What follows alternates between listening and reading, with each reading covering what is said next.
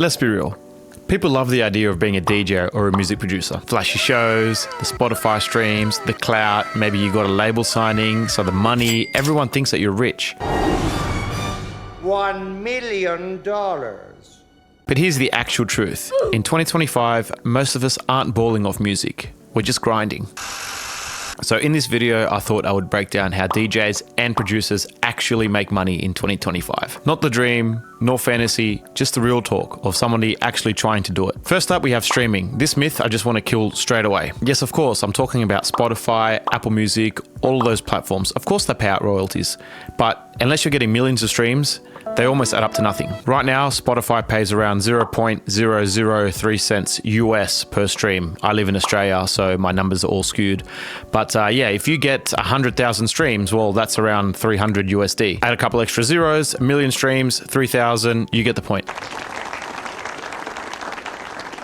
Don't forget also that's before you take into consideration if you have a record deal or a label deal or something like that. Everybody gets a piece of the pie before you get the payout. Labels take a cut, vocalists take a cut, songwriters take a cut. If you're not the producer, producers take a cut, and then you get paid out the rest. So I've released with some major labels, and in actual fact, the payout isn't that great. I mean, on paper, it looks great, but really, unless you have millions and millions of followers and you're one of the top guys, it's not that sustainable in the long run. Okay, let's talk about live shows, and that's where DJs can actually make some good money.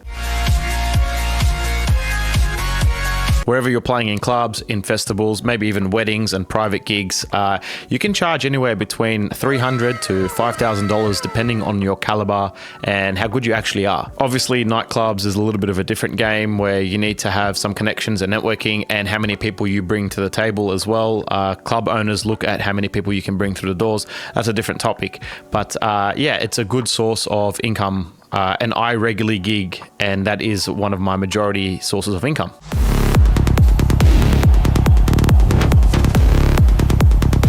On a side note, there's a small catch to this where one month you might have a full calendar and the other month you might be quiet.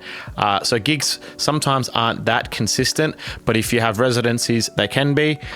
Sometimes though, gigs just might dry up out of circumstance and you might be left without any work. And also there's fierce competition with everybody wanting to be a DJ these days. You got to really fight and grind to get yourself some spots. But for me, gigs are definitely a big part of my income. I've been doing it for over 15 years.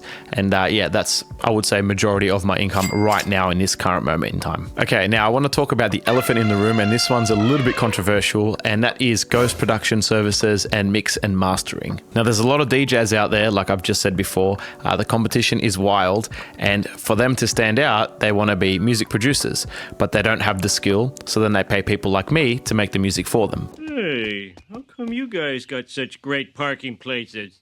It's a secret. Shut up. Ghost production in 2025 is absolutely huge. I can't explain to you how large that market is if you want to tap into that market. If you're a really good producer, you can charge up to 5,000 US, sometimes even more, depending on who and where that track is going. Some artists want exclusive rights, others just want a really polished track that they can slap their name on. It just depends. But hey, there's a big market for you to tap into there. I also offer mix and mastering services. Mixing, I can charge up to 400, mastering between 1 and 200 US.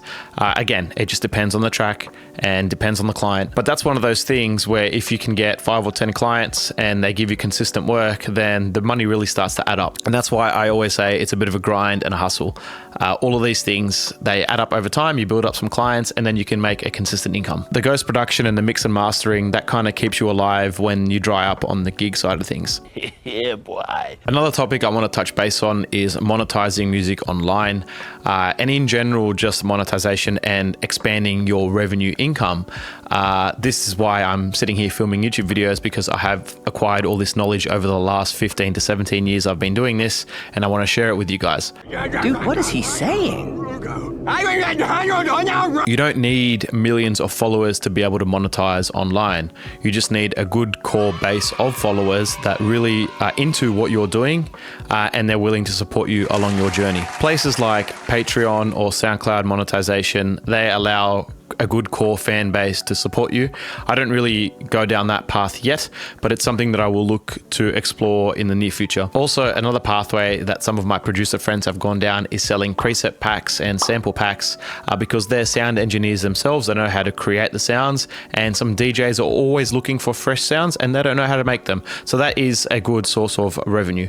We also have something called sync licensing and background music. Sync licensing is when your music gets used in TV shows, mobile games, YouTube videos, all of that type of stuff. You can make hundreds or even thousands of dollars in one single placement. It can be chill background music, it could be lo-fi beats. It doesn't have to be a #1 hit, and that can generate you a good source of income. Sites like Artlist, they let you upload and license your music passively. Even if it's not your main style, it's worth diversifying and giving it a go. So then, what's the actual answer? How do DJs and music producers make money in 2025? It's not one magic trick, bam, and you're rich.